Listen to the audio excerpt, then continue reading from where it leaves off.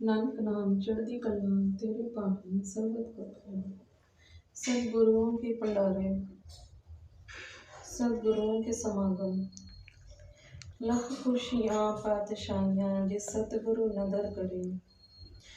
जब समागम आते हैं सेवकों की खुशी का ठिकाना नहीं रहता। हमारे सदगुरु महाराज दर्शन दास जी के भी साल में 2 बड़े समागम आते हैं, 7 दिसंबर और 16 फरवरी। दोनों ही समागमों में 3-3 दिन रात भंडारे यानी समागम चलते हैं। और सदगुरु ज़्यादा दयालु हो जाए तो 4-4, 5-5 दिन के समागम भी मनाए जाते हैं। इन समागमों को देखकर मन में ख्याल आया, इन समागमों में, इन भंडारों में जो इतनी मेहनत लगती है, लाखों रुपया खर्च होता है, वो किसके लिए? ये इतना विशाल लंगर किसके लिए? इतने सारे बिस्तरे का इंतज़ाम किसके लिए? इतनी साफ सफाइयाँ किसके लिए? इतनी फैसिलिटी, इतनी सिक्योरिटी किसके लिए? गर्म पानी का इंतज़ाम किसके लिए? चाय से लेकर छोटे बच्चों तक के दूध का इंतज़ाम किसके लिए?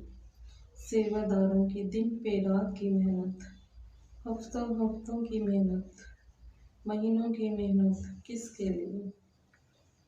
तो अंतरात्मा से जवाब आया, हमारे लिए, महाराज जी के प्यारे प्यारे सेवकों के लिए।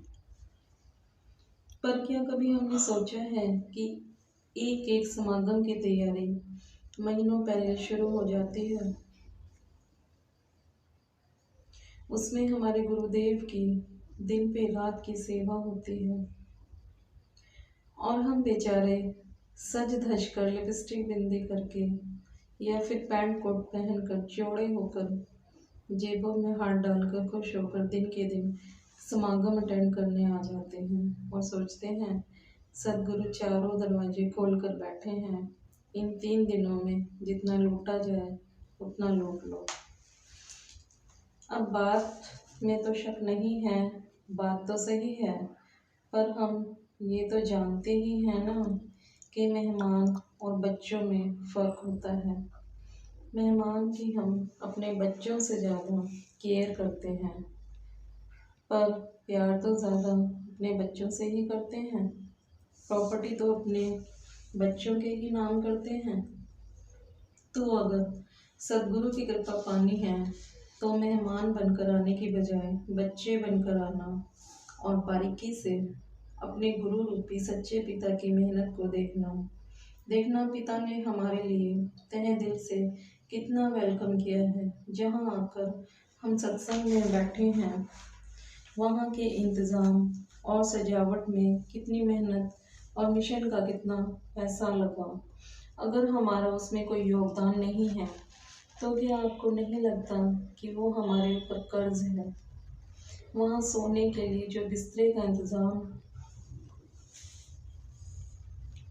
है, उसमें अगर हमारा कोई योगदान नहीं है तो क्या आपको नहीं लगता कि वो हमारे ऊपर कर्ज है?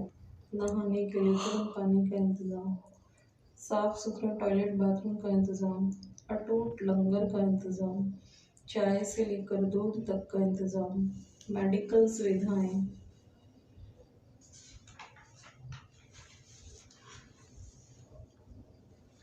जोड़ों यानी चप्पल जूतों की सुरक्षा का इंतज़ाम और भी अन्य तरह के इंतज़ाम। क्या आपको नहीं लगता कि ये सब हमारे योगदान के बिना हमें शोभा नहीं देता? कि ये सारे के सारे इंतज़ामात बिल्कुल फ्री हैं और फ्री की कोई चीज़ भोगना शोभनीय नहीं है।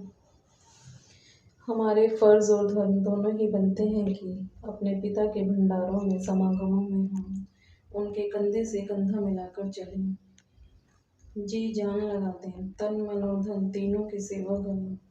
तन से जितनी सेवा हो सके करनी चाहिए। मन से जिस कार्य के लिए आए हैं उस पर पूरा फोकस रखें, चील की नज़र रखें। सत्संग कीर्तन से मन सेवा, तन के साथ साथ मन की भी सेवा है। एक एक घड़ी का लाभ लें, व्यर्थ की बातों में, व्यर्थ के कामों में समय न गवाएं। सद्गुरु के घर में आप एक एक घड़ी का मूल्य बढ़वा सकते हैं, बशर्ते कि आपका हर पल शुभ कर्मों में बीते। धन की सेवा, घबराना नहीं, आपके पिता का घर है। अगर नहीं है कोई बात नहीं, पिता के घर में माफ है, मगर है और नहीं दिया